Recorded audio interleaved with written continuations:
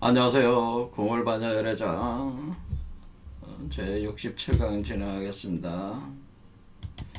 오늘도 이제 마하바냐바라밀다 심경 전반부 부분을 보겠는데요.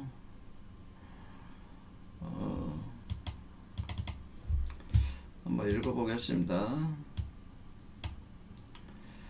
관자재보살 행심바냐바라밀다시 조견 오온계공 도일체고액 사리자 색보리공 공보리색 색즉시공 공즉시색 수상행식 역부여시 사리자시 제법 공상 불생불멸 불구부정 부정불감. 여기서 오늘은 요분을 좀 집중적으로 볼 텐데요. 사리자 시 제법 공상 불생불멸 불구부정 부정불감이다라고. 일단은 반야심경 해석에 있어서 저하고 기존의 반야심경 해석가들이 완전히 큰 차이를 내는 부분이 중에 하나가 바로 요 사리자라는 거에 대한 그런 거죠. 사리자. 그래서 보통 거의 한국의 이제 불교 학자들이나 이제 스님들께서는 사리자를 요거는 석가모니 생존 당시에 석가모니의 10대 제자 중에서 지혜제일이라고 불렸던 사리푸타, 여기면 사리푸트라, 산스크리트로는 사리푸트라, 팔려로는 사리푸타. 이거는 이제 사리불이라고 한자로 번역을 하는데, 이 사리불이 이 사리자라고, 사리불은 석가 10대 제자, 지혜제일. 근데 요 사리자가 사리불이다. 그래서 그냥 사리불이요, 이렇게 이 사리자를 사리불이요, 이렇게 다 번역을 하신다는 거예요. 그래서 제가 그건 완전히 잘못된 얘기다, 잘못된 해석이라고 얘기를 했습니다. 그래서 사실 불교 학자들이나 스님들이 너무 아니한 해석들을 하시는 거 아니냐, 그런 얘기죠. 자, 우리 반야심경의 사리자라고 하는 것은 석가모니 10대 제자 중에 제일로 불렸던 사리불이 아니다. 이것이 제가 말씀드리는 것이고, 사리자가 무엇이냐에 대해서는 지난 시간에 이 말씀을 드렸습니다만 다시 이거를 보겠습니다. 제가 불교를 이제 사유 체계를 계속 이제 분석하면서 연구를 하다 보니까 불교 사유는 크게 네 가지 정도를 파악을 하면 되는데요. 첫 번째는 이제는 중간 사상이라고 하는 게인데, 나가르주나라고 하는, 나가르주나, 이것을 번역하면 용수라는 분인데 제2의 석가모니, 오늘 우리 동아시아 8대 종파의 개조로 추앙받고 있는 분이기 때문에 유명하신 분이죠. 그래 중간 사상이라고 하는 것은 사실은 여기 반야심경 같은 경우가 이 중간 사상을 대표하는 경전 중에 하나죠. 그래서 여기서 중간 사상이 다루는 문제는 주로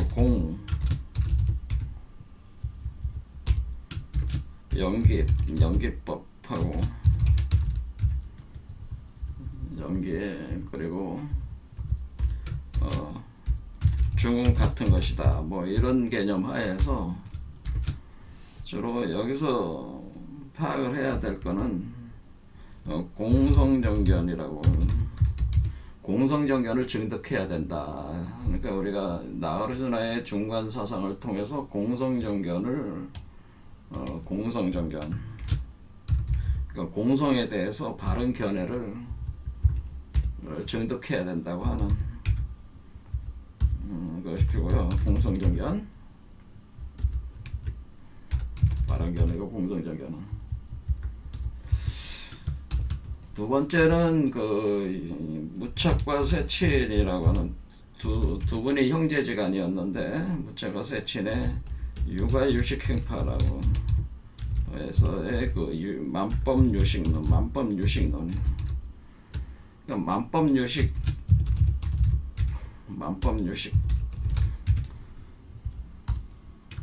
그러니까 나가르주나로부터는 공성정견을 증득하고, 무척가세 육아유식행파에서는 만법유식을 증득하고, 또 만법유식이 요 식이 바로 심에 해당되는 만법유심이다, 이렇게 볼 수도 있습니다. 되게 우리가 대승불교라고 하면은 공성정견과 만법유식을 해오 증득 증오하신 분들을 대승에 통달하신 분들로 표현을 하는데요. 저는 그 정도로는 아직 부족하고, 더 해야 될 게 바로 열애장 사유를 우리가 이제는 공성정견과 만법유식이 열애장 사유 체계로 종합이 돼야 된다고 보는 입장이에요.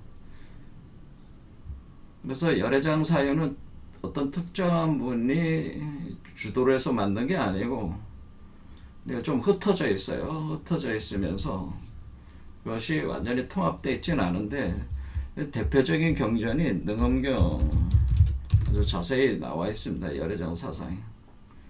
근데 열애장 사상에서는 뭐를 우리가 파악을 해야 되냐면은, 우주의 생성과 상속 문제를 파악을 해야 된다는, 이것을 통해서 우리가 상속을 통해 부처와 중생의 관계를 우리가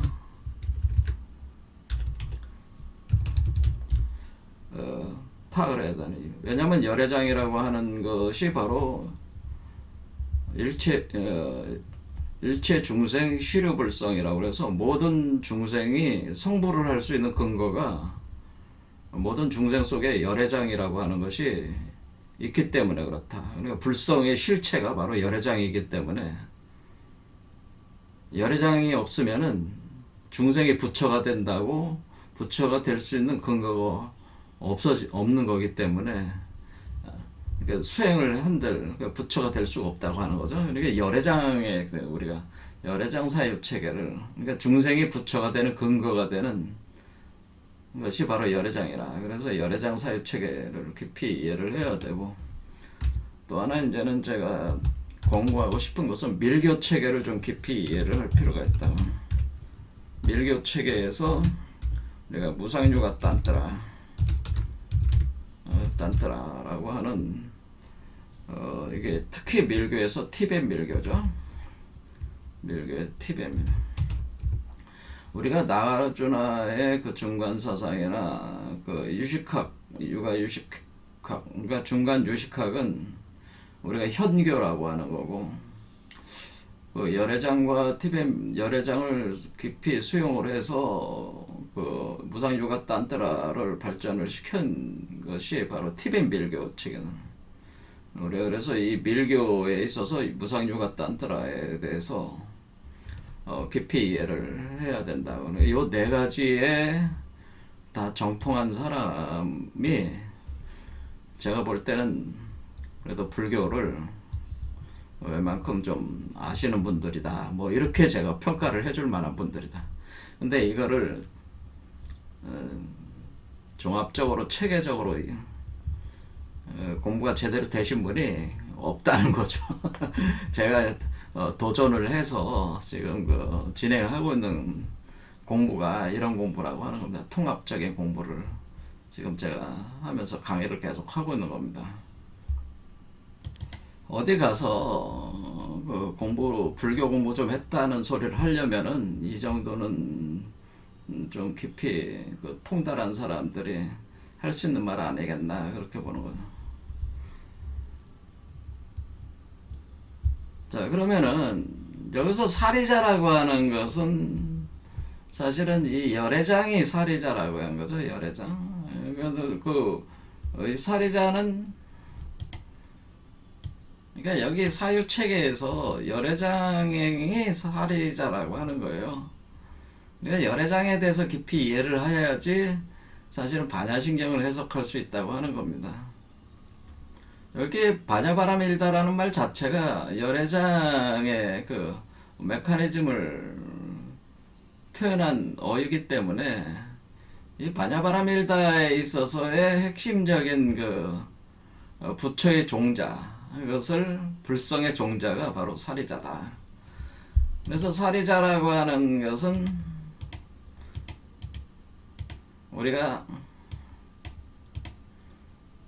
우리 몸속에 이제는 불계 명점이 이제 구성이 되는데요. 이제 우리가 여러분들이 이제는 소열반에 들어가지고 여러분이 부처 중생에서 부처로 변화할 때 여러분의 심장 차크라에서 작은 그 진주알과 같은 불계 명점, 빛나는 해탈 영점이 여기서 생성이 됩니다. 요게 바로 사리자입니다. 그러니까 사리자를 다른 말로 제가 사리자를 우리가 마니보주라고 제가 이게 마니보주가 결국에는 나중에 인드라망 그러니까 수미산 위에 있는 인드라 천신의 궁전 위에 있는 인드라망을 구성하는 구슬 중에 하나가 돼서 전 우주의 구슬들이 서로가 서로를 향해서 빛을 방출하고 있다고 이렇게 돼 있는 개념이 바로 이 마니보주가 성숙돼 가지고 나오는 게 그게 구슬이거든요. 우주 구슬. 그래서 이 마니보주라고 한다고 하는 요게 바로 그 열애장이라고 하는 거예요. 그러니까 열애장을 추상적으로 자꾸 이렇게 생각하는 분들도 있는데 열애장이라는 말 자체가 사실은 그 불교 수행자들은 잘 몰라요. 그렇죠. 열애장이라는 말을 처음 들어보시는 분들도 많을 것 같아요. 좀 공부를 좀 하신 분들은 아는데 공부를 하신 분들도 이것을 체계화시켜서 이해하신 분이 그렇게 많지는 않다. 제가 볼 때 많지는 않더라고요. 몇 분 안 되더라고요. 그 중에서 여러분들이 제가 능엄경을 좀 많이 공부를 해보시라고 하는 거를, 근데 이 능엄경이 여기 요 우리말 능엄경이라고 황정원이라는 분이 번역을 해 놓으셨는데 이분이 참 번역을 굉장히 잘 해 놓으셨어요. 여러분들이 반드시 구입을 해서 불교 공부를 하겠다면은 이런 정도 책은 구입을 해서 읽어보시는 것이 식견을 높이는 데 도움이 될 겁니다. 자, 그러면은 우리가 사리자는 마니보주고 열애장이고, 이것은 사실은 열애장은 아라야식 종자라고 볼 수가 있는데요. 아라야식 종자로, 이것이 청정한 종자일 때 그걸 보리라고 하는 겁니다. 보리, 깨달음의 씨앗을 우리가 보리라고 하는 겁니다. 그래서 이게 보리. 그러니까 이게 부르는 말이 많다는 거죠. 이걸 부르면. 그러니까 사리자라는 거는, 그러니까 우리가 씨앗은 어때요? 딱딱하잖아요. 딱딱한 그 안에 자식이 들어가 있다는 거예요. 뭐예요? 부처의 자식. 사리자라는 거는 부처의 자식이 있는 그 진주알 같은 사리를 얘기하는 것이다. 진주알 같이 생긴 사리 안에 부처의 자식이 있다, 그런 뜻이에요.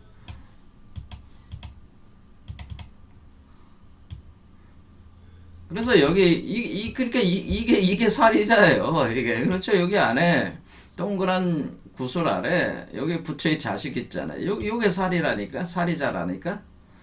이렇게 사리자가 된다라고. 그래서 제가 계속 요게 사리자라는 걸 알아. 그러니까 이 반야신경은 결국 사리자에 대한 그 경전이다 그런 겁니다. 그러니까 사리자를 잘 알아야지. 근데 이걸 자꾸 사리자를 갖다 사리불로 번역을 해버리면은 말이 안 되는 거죠. 그렇죠? 말이 안 되는 거예요. 그러니까 반야신경을 제대로 해석하는 사람이 없다는 거예요, 제가 단 한 사람도 본 적이 없어. 반야신경을 이렇게 사리자라는 열애장 차원에서 해석하신 분을 단 한 사람도 본 적이 없으니 좀 나. 자, 그러면은 이걸 어떻게 이해를 하냐면은 이제 이게 중간사상, 공사상하고 이제 연결을 해야 되는. 우리가 그 중생은 본래 부처라고 제가 얘기했습니다. 중생이 본래 부처인 이유를 알아야 될 거 아니에요.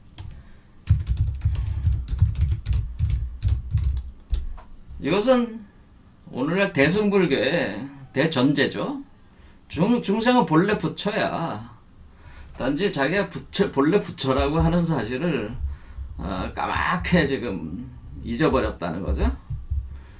근데 중생이 왜 본래 부처라고 그러냐면은 원래 이 부처의 일진 법계, 법신불의 일진 법계에서 그 하나의 씨앗, 이게 바로 씨앗이지. 씨앗이 여기 발동이 돼가지고, 그러니까 부처의 부처의 몸속에 바로 이 보리가 열애장이 포태되어서 이렇게 자란 거죠. 보리수로 자란다.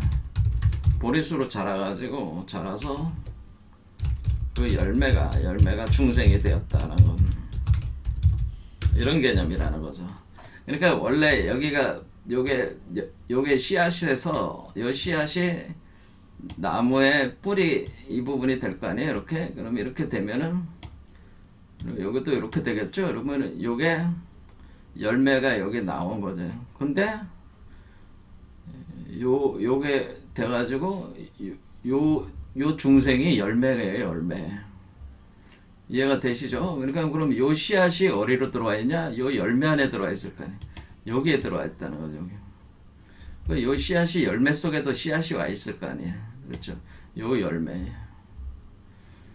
그러면은 이 열매가 땅으로 떨어지면은 이 열매가 썩어가지고 땅으로 떨어지면은 뭐가 된 거야? 요게 된 거지. 요게. 그렇죠. 요게. 그러니까 요 씨앗이죠.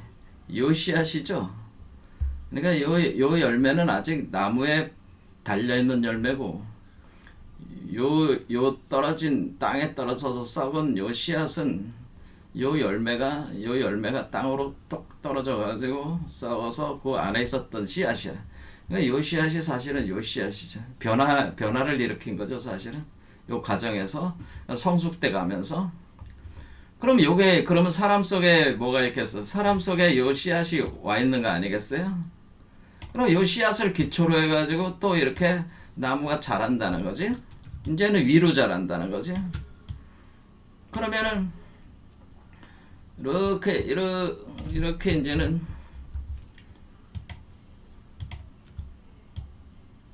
이렇게 자라면은 어떻게 돼요?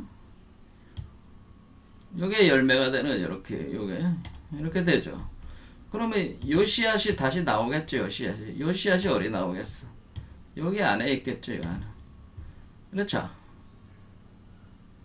그러면 얘가 어떻게 되겠어요? 얘가 또 딱 땅으로 떨어지면은 대우주의 땅으로 떨어진단 말이에요. 그럴 때 요게 어디로 가겠어? 여기로 가겠죠. 요게. 자, 그러니까 요 씨앗으로 열매로 달려서서 땅으로 떨어져. 그다음에 요 땅으로 떨어진 중생 속의 씨앗이 자라서 열매를 맺고 요 씨앗이 요 떨어져. 그럼 요 씨앗이 운동으로 진행되는 거잖아요, 계속. 그렇죠. 이렇게 요 씨앗이 계속 이렇게 운동하고 있을 뿐이라는 거죠. 그렇죠. 세 개이면서 네 개의 개념이 되는 겁니다. 그러면 이렇게 그 씨앗의 운동으로 이렇게 진행되는 걸 알 수가 있어요. 그래서 씨앗이 자라가지고 나무가 돼서 열매가 된다고 할 때 하나의 세계가 형성이 되는 거죠. 그래서 씨앗이 살이, 그러니까 여기서 얘기하는 거는 사리자라고 하는 것은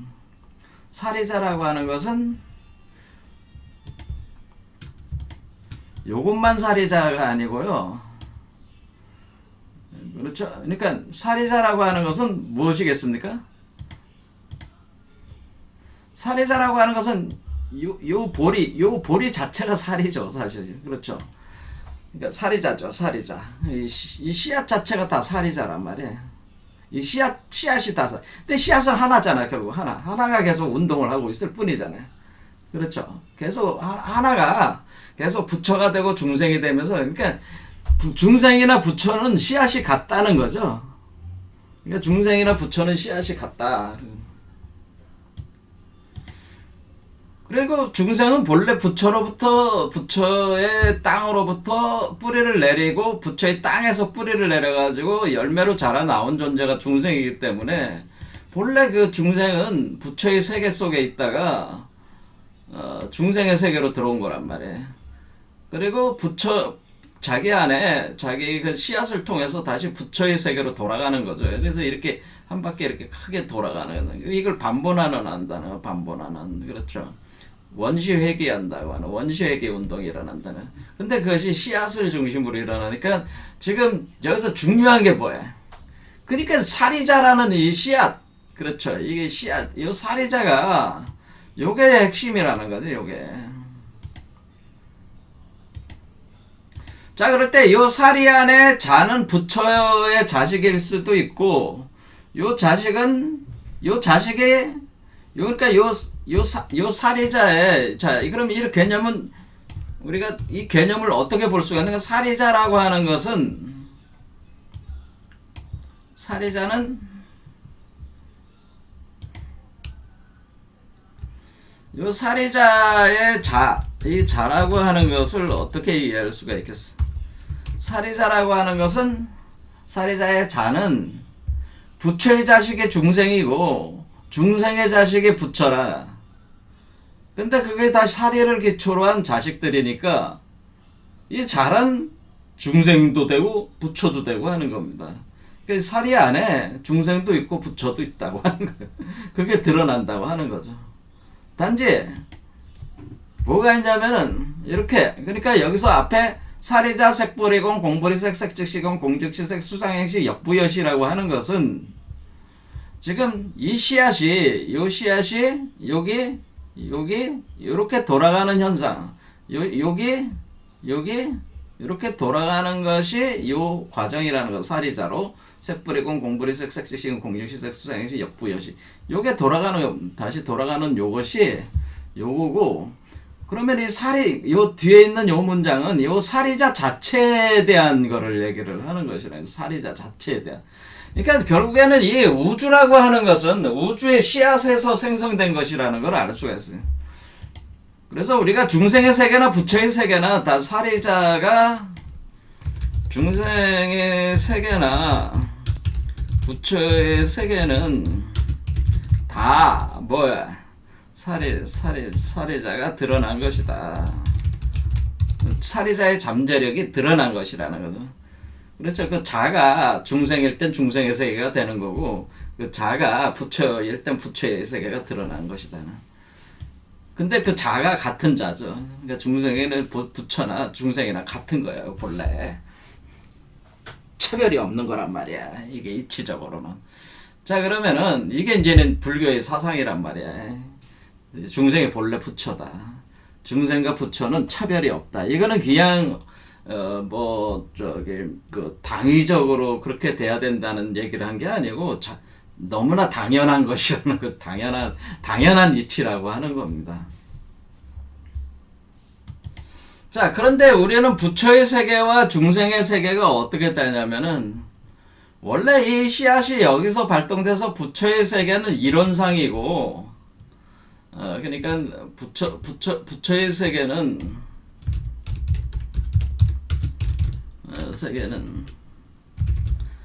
이론상 하나의 세계란 말이야. 그러니까 여기 우리가 법성 원용 무이상이라고 했잖아요. 무이상. 이상이 아니다. 두 개 이상이 아니라는 거잖아요. 두 개 이상이 아니야. 하나의 상이야. 그런데 이것이 부처의 세계는 이론인데 하나의 상인데, 그러니까 하나의 상. 그래서 무이상인데 이렇게 하겠습니다. 무이상인데 중생의 세계는 이상이라는 거죠.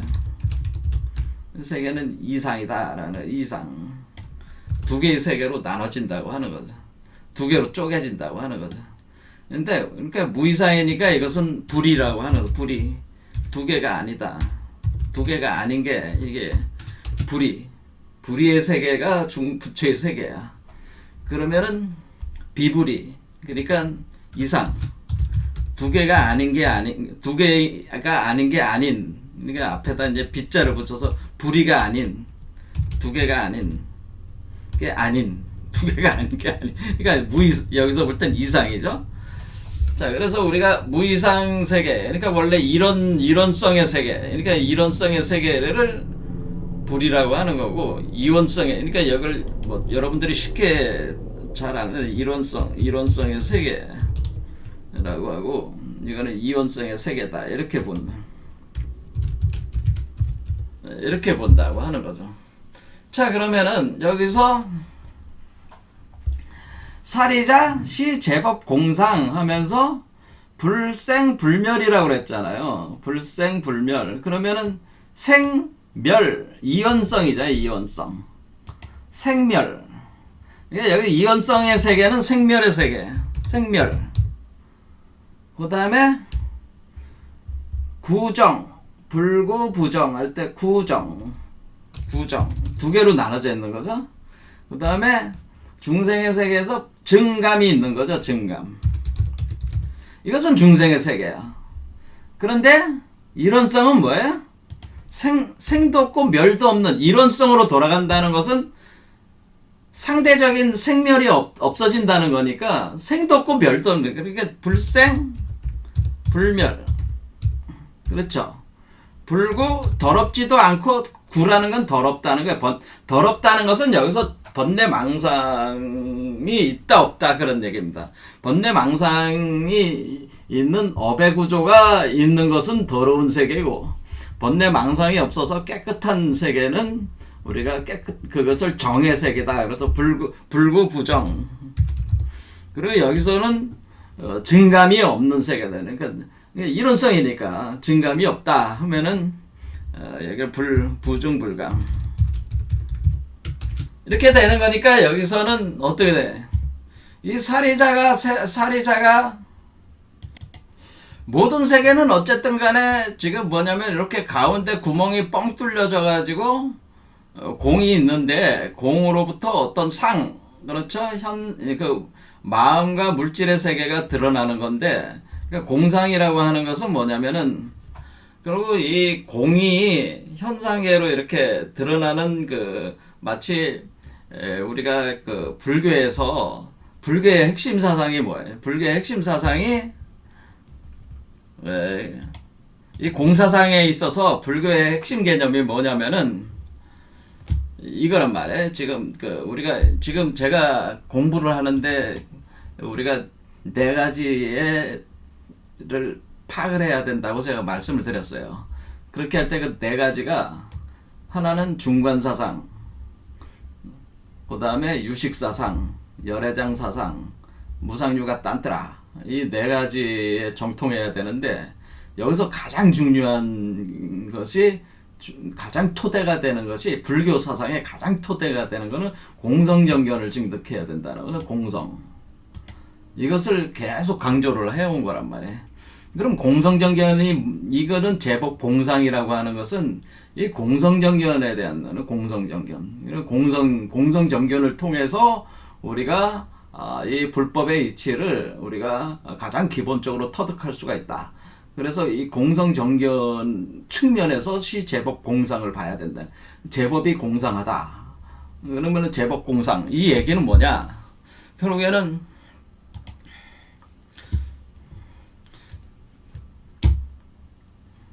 여기 보면은 어떻게 되냐면은 우리가 이 공성정견을 증득하는데 가장 뛰어난 경전이 여러분들이 금강경 그죠? 스님들께서 가장 많이 독송하는 경전 중에 하나가 금강경이죠. 그래서 소위경전이란 말이야. 선종계열에. 그러니까 선 공부하시는 분들의 가장 핵심적인 금강경인데, 이 금강경 같은 데서 다루는 게 바로 공성에 대한 거는데, 이거를 이제 이렇게 표현을 한다는 거죠. 금강경에 나와 있는 구절은 아주 유명한 구절이죠. 이거잖아요. 일체유의법은 여몽환포용 여로 여전 응작여시관이다. 그러니까 일체 모든 그 유의법, 그렇죠? 일체 제법 공상이니까 일체 모든 법, 그렇죠? 일체의 법은 공상이다. 여기서 공상이라고 하는 시제법 공상 이 표현이잖아요. 그러니까 요게 지금 반야신경의 제법공상이 금강경의 요 말과 같은 거라는 거죠. 제법공상은 일체유의법은 다 일체유의의 그 만법의 그 실상이라고 하는 것은 결국 꿈. 그렇죠. 거기서 드러나는 그 현상계는 다 꿈이다. 이 세계는 다 꿈이다. 그런 거죠. 꿈이에. 그 꿈을 어떤 게 다 꿈이에? 그러니까 사리자로 인해서 사리자라는 것이 씨앗이 돼가지고 그것이 자라나가지고 그것이 열매를 맺고 꽃이 피고 열매를 맺을 때에 그 모든 그 현상적인 것들이 다 꿈이라고 하는 거죠. 꿈. 그러니까 이 사리자가 만들어내는 사리자는 잠재력을 가지고 있는 씨앗이잖아요. 사리자가 만들어내는 모든 중생세계와 부처의 세계는 다 꿈이라는. 그러니까 부처의 세계도 꿈이 아닌 게 아니고 부처세계 자체도 꿈이다 그거예요. 그것을 뭐라고, 부처의 세계는 청정의 환상이라고 하는 겁니다. 청정환상. 그러니까 부처는 청정의 환상이다. 환상. 그러니까 부처의 세계도 환상이라고 하는 거예요. 자, 그래서 제법공상이라고 하는 것은 모든 세계는 꿈, 환상. 이럴 때 영이라고 하는 것은 그림자, 환상, 이미지, 뭐 그런 개념이에요. 홀로그램, 물거품을 보면은 거기에 이렇게 색깔이 이렇게 아롱진 거와 같은, 그렇죠? 그와 같은 물거품. 꿈이나 환상이나 물거품, 홀로그램 같은. 그 다음에 이슬같이 불과물이 섞여가지고 새벽과 초저녁에 잠깐 있다가 사라지는 이슬과 같은 번개 같다는 거는, 여러분들이 이거는 우리가 전구에다가 스위치 딱 누면 불이 탁 켜졌다가 스위치 딱 끄면 딱 꺼지잖아. 이와 같이 번개가 번쩍할 때 딱 현상이 드러났다가 번개가 꺼지면은, 그것은 우리 몸 안에 이 메커니즘 자체가 번개가 번쩍하는 현상이거든요. 이 번개가 번쩍 하면서 여기서 일어나는 거거든요, 사실은. 그래서 사실은 요 안에 있어서 세계가 생성소멸하는 메커니즘을 사실 잘 표현하는 말이 요 번개라는 표현입니다. 이 번개, 전기다라고 표현한 것도 굉장히 뛰어난 통찰이다. 이건 체험적인 거죠. 이게 우리 안에 그 전류가 강력한 그 번개가 터져나가거든요. 터져나가면서 이 현상계를 만들어내거든요. 그러니까 이 전기다, 번개같이. 근데 번개같이 번쩍, 순간적으로 번쩍 하면서 나타났다 사라졌다 하는 그런 거와 같은 것이다라는 거죠. 그러니까 이 생성소멸을 한다는 거죠. 끊임없이 순간적으로 생성소멸을 계속해. 그것이 양자, 그러니까 시공간이 양자화됐다. 우린 양자역학에서는 시공간이 양자화됐다. 이렇게 표현해요. 시공간의 양자화. 시공간이 양자화됐다는 건 디지털화됐다는. 그래 시공간이 디지털화가 됐다는 건 뭐야? 껐다 켰다 껐다 켰다 껐다 켰다 켜져 있을 때가 1, 꺼졌을 때 0, 10, 10, 10 이렇게 디지털화가 돼 있는 이게 시공간이 디지털화가 돼 있어. 양자화가 돼 있어. 이게 순간적으로 꺼졌다 켜졌다 꺼졌다 켜졌다 계속 한단 말이야.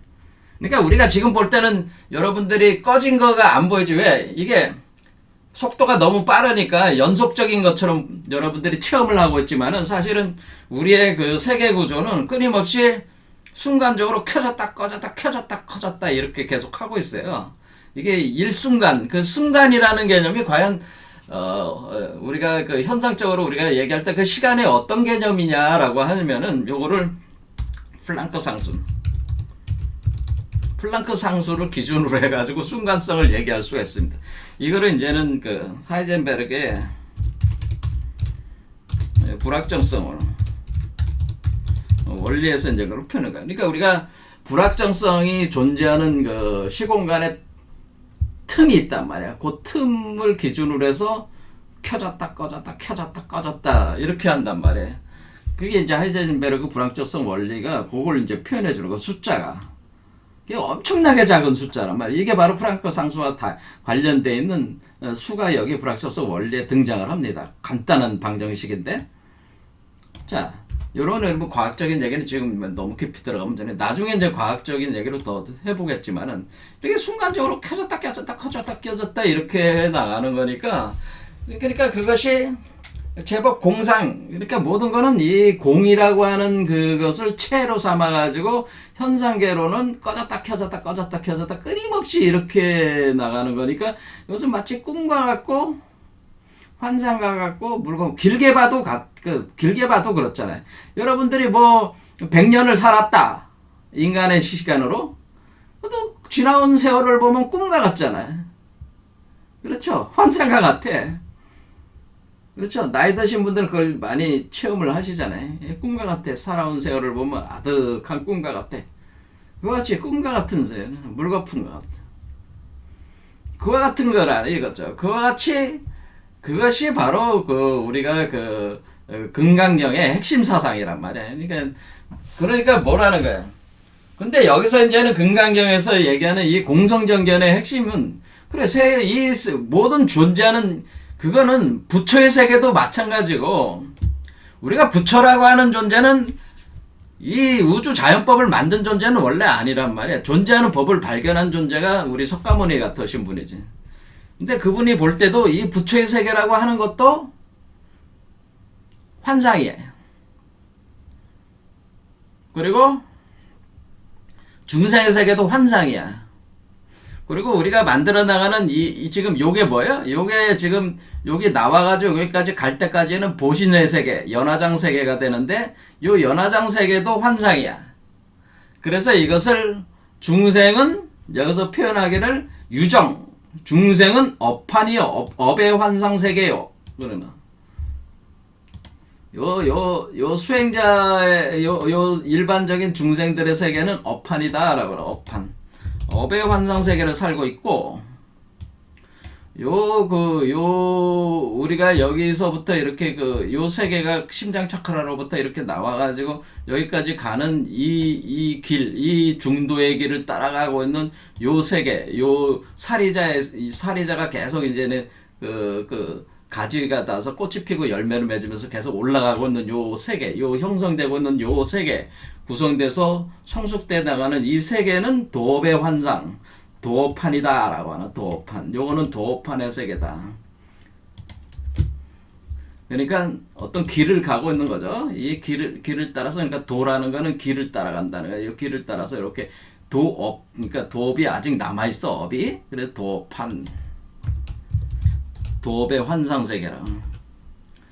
그럼 우리가 완전한 청정함을 달성을 했다 그럴 때 우리가 이 세계는 부처의 세계는 청정의 세계니까 우리가 깨끗함의 세계자. 부정, 청 그렇죠. 정할 때 청정.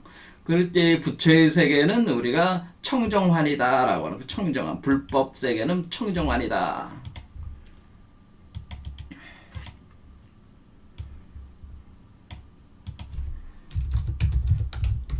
그래서 우리가 일반 중생은 업판의 세계를 살고 있고, 그 다음에 수행자들은 도판상의 세계를 살고 있고, 그러니까 이게 수행하는 사람들은 몸에서 체험을 일으키는 사람이 많이 있어요. 뭐 서로 자기들이 이제 영성 체험이라고 해서 하는 건데, 뭐 별것도 아니지만 뭐 대단한 것처럼 그렇게 하는 환상들이 있는데, 그것도 다 도업 환상이에요. 청정 환상. 그러니까 부처가 체험하는 거는 청정 환상이라고 하는 겁니다. 그러니까 우리가 이 사리자로 만들어지는 이 부처의 세계든지 중생의 세계든지 수행자의 세계든지 다 사리자의 변형일 뿐인데, 사리자가 계속 사리자란 하나의 씨앗의 잠재력의 현현일 뿐이야. 그렇죠? 그런데 그것이 공상이란 말이야. 기본적으로 공상.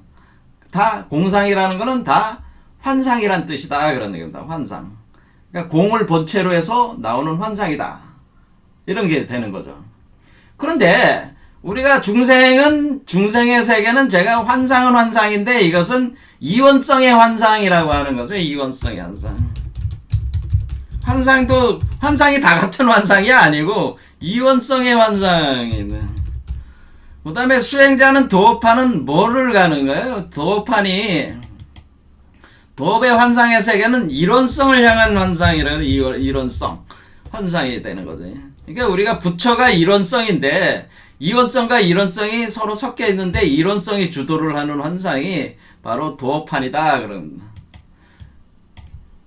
이해가 되시죠? 그러니까 우리가 이원성의 환상이 있고 이론성의 환상이 있고, 그러니까 환상이 다 같은 환상이 아니야. 중생이 겪는 환상이 있고 수행자가 겪는 환상이 있고 부처의 환상인데 다 같은 환상이 틀리단 말이야.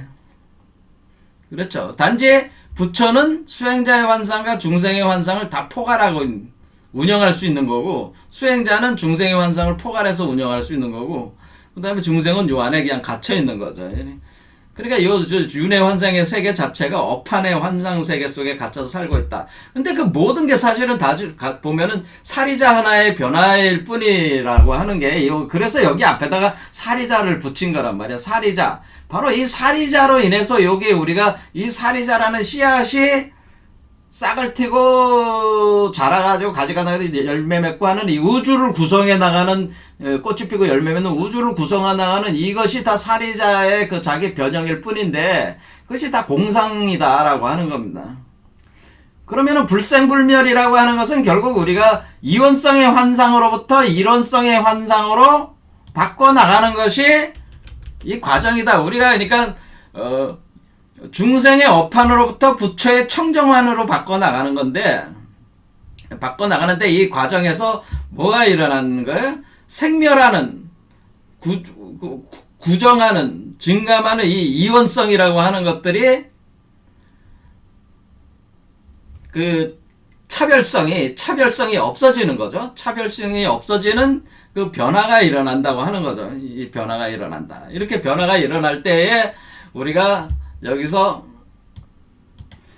그러니까 우리가 여기서 생에서 멸로 들어가고 구에서 더러움에서 청정하로 들어가서 증가해서 감소하는 걸로 이런 식으로 진행이 될 때에 결국에는 마지막 여기에 딱 도달을 하면은 여기에 두 번째 그 열반 체계로 들어가게 되면은 그러니까 요 씨앗을 얘기하는 겁니다. 요 씨앗이 여기 올 때, 다시 돌아왔을 때를 얘기를 하는 겁니다.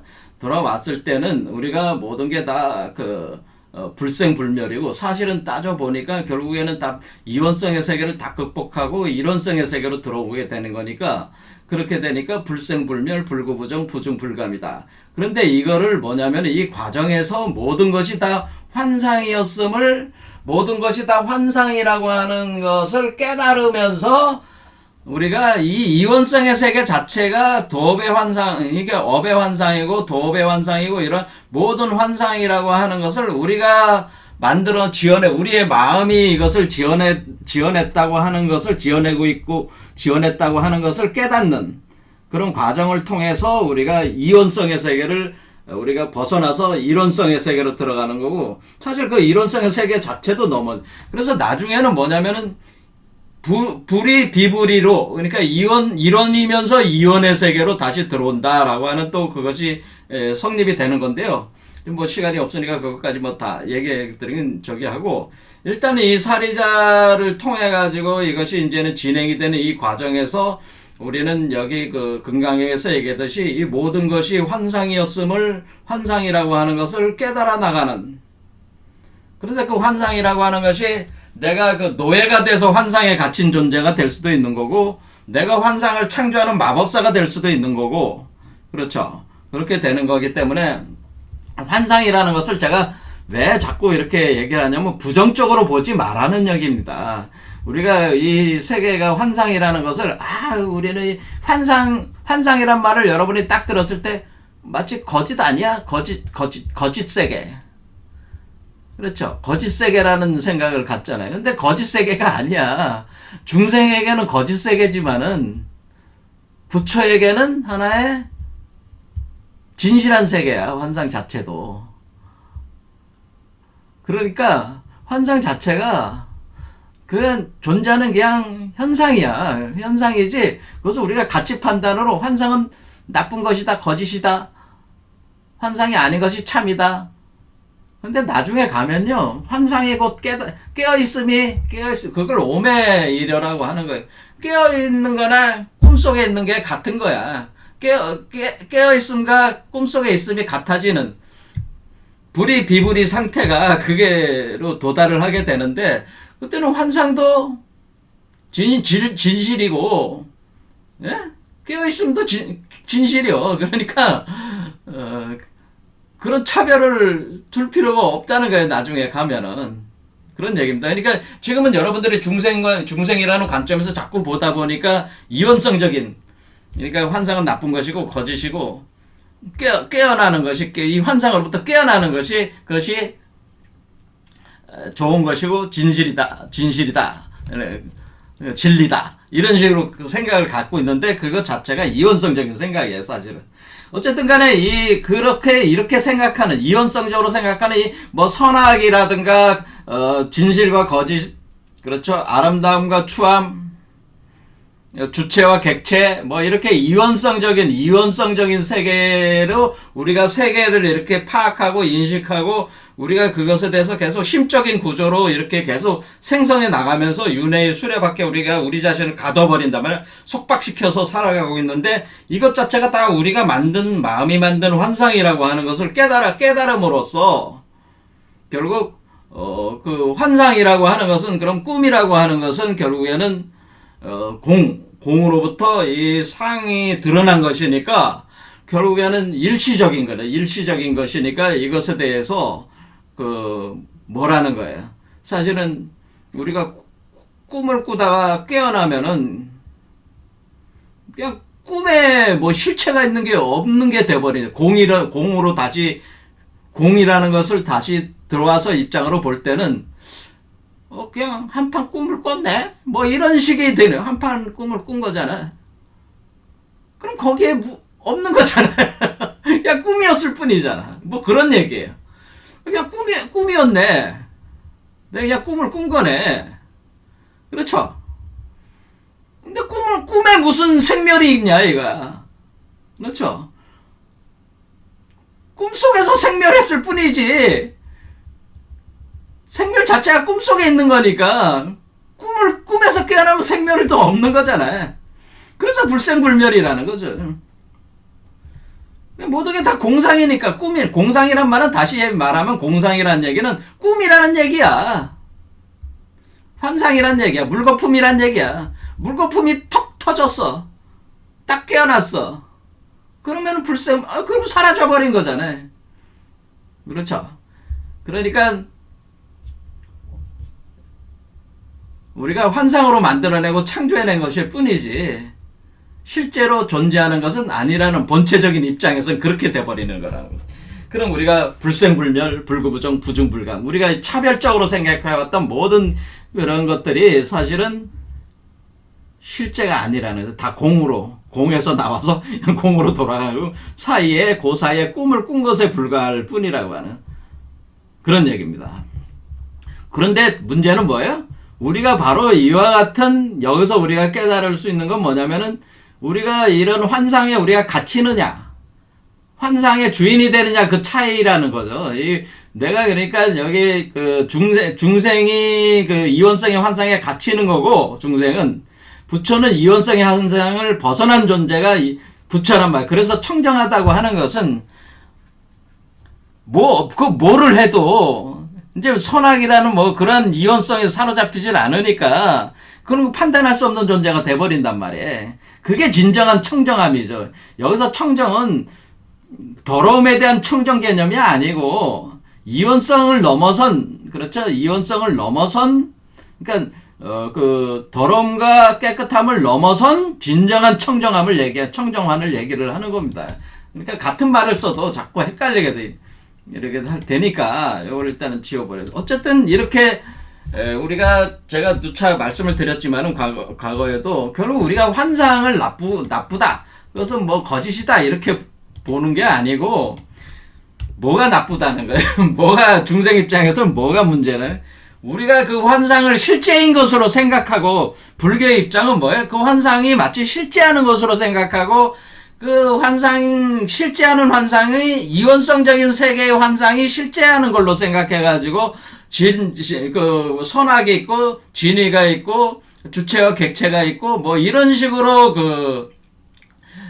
우리가 생각하게 되는 그런 것이 우리 자신에게 고통을 주고 있다고 하는 거예요. 그러니까 우리가 번뇌망상이 일어나는 이유는 우리의 그와 같은 환상의 구조, 우리가 만들어낸 이원성적인 환상의 구조에서 우리가 스스로 불러들이는 것이지, 애초부터 뭐 고통이 있는 게 아니라는 거죠. 고통도 뭐야? 그냥 그것도 환상이야. 뭐 그런 얘기죠. 결국 우리가 만든 거야. 이원성적인 환상을 했으니까 고통이라는 것이 나온. 왜냐하면 고통은 반대가 되는 쾌락이 있으니까, 쾌락과 고통이 있는 거지. 쾌락도 있고 기쁨과 고통, 두 개의 대립적, 대치적인, 그렇죠? 대대적인 그런 어떤 쌍으로 이렇게 항상 존재하는 그 세계를 우리가 구성을 해놨으니까, 고통도 있으니까 기쁨도 있고, 근데 괴로움이 있으니까 기쁨도 있고, 그런 세계로 만들어놨기 때문에 우리가 체험하는 세계의 구조를 그렇게 해놨으니까 우리가 체험하고 있는 것이지. 근데 그것도 다 따지고 보면은 다 공에서 나와서 공으로 해서, 길다고 보면 인간의 시간으로 보면은 100년이 길게 느껴지지만은, 또 부처의 시간으로 보면은 그것이 0.1초일 수도 있는 거예요. 1분이 될 수도 있고 10분이 될 수도 있고. 우리가 시공간이라고 하는 개념 자체가, 우리 환상이 지속되는 그 시공간이라는 자체가 애초에 있는 개념이 아니고, 시공간도 창조된 것이라고 하는 거예요. 시공간이라는 개념도 우리가 만들어낸 거지. 이 번뇌망상의 세계에 존재하는 시간이라는 개념 자체, 시공간이라는 개념 자체도 우리가 구성해낸 것이다라고 하는 거예요. 그러니까 우리가 생각하는 그 시간이 아니라는 거죠. 그렇죠? 자, 그래서 시공간도 상대적이고 창조된 것이라고 하는 것을 이것도 아셔야 된다고 하는 거예요. 시공간은 우리한테 주어진 것이 아니고, 시공간도 우리가 만들어낸 것입니다, 사실은. 그래서 이런 것들이 이제는 불교의 핵심이 뭐예요? 공성정견을 증득해야 돼, 이렇게. 모든 게 다 우리가 모든 게 다 꿈이다, 환상이다, 그걸 실제로 생각하고 있다. 그런데 문제는 뭐냐면은, 우리가 이원성의 환상을 만들어냄으로써 우리가 우리 스스로가 고통과 기쁨을 같이 불러들여가지고 우리가 그것을 거기서 놀고 있는 거기 때문에, 그것은 우리가 고통을 겪고 번뇌망상을 겪는 건 어쩔 수 없이 필연적인, 우리가 그 안에 gat혀 있는 거라는 거죠. 그러면은 우리가 이것을 이원성적인 걸 벗어나서 새로운 환상, 그러니까 지금 여기서 깨닫는다는 건 뭐예요? 사람이, 중생이 부처가 된다는 거는 환상을 대체를 하는 거예요, 환상을. 그렇죠? 이원성의 환상에서 이론성의 환상으로 바꿔주는 거죠. 그러면서 우리가 이원성의 환상은 갇혀있는 환상이지만, 이론성의 환상은 내가 창조할 수 있는 환상이라는 거지. 그러니까 이래가지고 확 질적으로 차이가 나는 환상을 형성해내고, 창조해내고 소멸하는 주인이 되느냐, 그 안에 노예가 되느냐의 차이도 여기에 있다고 하는 거죠. 그러니까 환상의 주인이 되고자 하는 것이 깨달음이라고 이렇게 볼 수도, 그것이 깨닫는 과정이다. 그 환상을 없애는 게 아니라, 환상이 없으면 재미가 없어. 그렇죠? 그냥 환상이 없다는 거는 이 씨앗이 그냥 땅속에 묻혀 있어가지고 아무런 운동을 안 하면은 환상이 없는 거야. 그렇죠. 활동성이 없으면. 이게 움직이기 시작하면은 환상이 생기는 거야. 근데 이것이 움직일 때 이원성으로 움직이느냐, 이론성으로 움직이냐에 따라서 중생이냐, 부처냐가 결정된다는 거지. 하지만 결국 이 씨앗에서 다 나온 거다. 그게 살이자라. 그런 얘기입니다. 그러니까 이 제법 공상하는 이걸 만들어낸 것도 다 이 씨앗에서 만들어지는 것이다. 라고 하는 거예요. 이것을 나중에 이제는 불교에서, 역학에서는 무국이 태극해서 이걸 태극으로 설명하는. 그래서 이 이원성의 환상을 특별하게 또 뭐라고 얘기하냐면은, 이 이원성의 환상의 세계를 여기 반야신경에서는 그것을 아주 정확하게 이원성의 환상을 뭐라고 표현을 하냐면은, 여기 보면은 원리 전도 몽상 이렇게 표현한다. 그 원리 전도 몽상. 그래서 전도 몽상 세계다라고 하는 겁니다. 그러니까 우리가 여기에 지금 우리가 금강경에서 얘기하는 이런 세계, 그리고 범소유상은 계시허망 약견재상 비상집견열애, 이 말도 아주 유명한 말인데, 뭐로 형상 있는 거는 뭐예요? 환상 구조를 가지고 있는 것은 그것은 다 허망한 것이다. 모든 우리가 형상이 있다고 생각하는 것은 실제하는 걸 우리가 생각하지만 그건 다 사실 허망, 그냥 공상이라는 거죠. 공상이니 만약 형상이 아니면 뭐 다 그것이 원래 상으로 영원히 지속되는 것이 아니라 그냥 순간적으로 있다가 사라지는 그런 어떤 것이 허망하다는 것을 알면은 형상을 아님을 보면은 그때 우리 자신이 열애를 볼 것이다. 그러니까 그때 우리가 형상이 아님을 뭐 허망하다는 것을 깨닫게 되면은 우리가 이원성의 그 환상을 벗어날 수 있고, 그렇게 되면은 우리가 열애의 세계로 들어가는 거기 때문에 우리가 그때는 열애를 보게 될 거야. 진짜 열애를 보게 될 거야. 번뇌망상을 벗어나는 메커니즘을 설명한 거죠. 그러니까 금강경에서 얘기하는 거는 번뇌망상을 벗어나려면 뭐를 해야 되는가? 우리가 번뇌망상이 생기는 건 다 이원성의 환상이고, 그것은 애착, 집착. 그러니까 이원성이 있으니까 주객이 있으니까 주체가 객체가 집착하고 뭐 이런 것들로 인해 가지고 우리가 환상 세계를 만들어내는 건데, 그건 다 환상이라고 하는 사실, 모든 것이 다 제법 공상이라고 하는 것을 깨달음으로써 우리가 이 번뇌망상을 벗어날 수 있다는, 이것이 바로 공성정견이라고 하는 것이죠. 그런데 그 환상의 구조를 이 전도몽상이라고 한 겁니다. 원리정도몽상에서 전도몽상 세계다. 전도몽상이라고 하는 건 전도됐다라는 뜻인데, 몽상이라는 건 뭐야? 꿈이다. 꿈의 상이다라고 하는 것은 전도의 상이다라고 하는 겁니다. 이걸 어렵게 이제는 전도몽상 이렇게 하면 어려워지는 거니까 딱 이렇게 생각하시면 된다. 이렇게. 자, 하면 우리가 전도됐다고 하는 것은, 전도라고 하는 것은 우리가 180도 거울대칭이다라는, 우리가 이원성이라고 하는 것이 거울대칭 구조를 가지고 있다고 하는 겁니다. 이원성이라는 것이 전도됐다고 하는 것은 180도 거울대칭이다라는. 그러면 우리가 이게 태극의 구조를 가지고 있다고 얘기하는 겁니다. 결론적으로는. 자, 우리가 이것이 태극, 양과 음은 서로 180도, 요거를 이렇게 180도 돌려놓으면 음이 되고, 음을 180도 돌리면 양이 되잖아요. 이렇게 180도 돌려놓으면은 양이 되고, 또 돌려놓으면 음이 되고, 이렇게 이게 전도된 것이고, 이 전도된 태극 세계가 몽상 세계라고 하는 거예요. 이게 전도 몽상 세계, 이게 전도 몽상 세계. 그러니까 우리는 끊임없이 이렇게 전도 몽상 되는 세계, 이렇게 180도 계속 돌아가면서 이렇게 전도 몽상 되는 세계에 우리가 갇혀 있다고 하는데, 양은 마음이고 이것은 물질이란 말이야. 마음과 물질이 서로 전도되어 있어가지고, 마음이 물질로 180도 투영되고 물질이 마음으로 180도 투영되면서 모든 가치체계나 모든 체계가 다 180도 전도가 되면서 선이 악이 되고 악이 선이 되고 이 세계가 바뀌어지는 거죠. 그러니까 우리가 무가 유가 되고 유가 다시 무가 되고 이렇게 유무가 되는 것도 뭐야? 전도몽상이지. 이것도 다 그런 개념이라고 하는 거죠. 자, 여러분 시간이 많이 지났으니까 오늘 여기까지 하겠습니다. 감사합니다.